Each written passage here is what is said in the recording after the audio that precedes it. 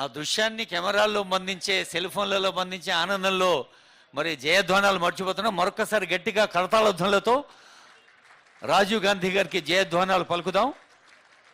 భారతదేశాన్ని కొత్త పుంతలు తొక్కిస్తూ విద్యార్థులకు యువతీ యువకులకు సమకాలీన అవసరాల అవగాహన కల్పిస్తూ దేశాన్ని ముందుంచిన భారత పూర్వ ప్రధానమంత్రి భారతరత్న రాజీవ్ గాంధీ గారి విగ్రహాన్ని ఆవిష్కరించుకున్న సందర్భంలో మరొకసారి గట్టిగా కరతాళధ్వనులతో మన ఆనందాన్ని వ్యక్తం చేద్దాం.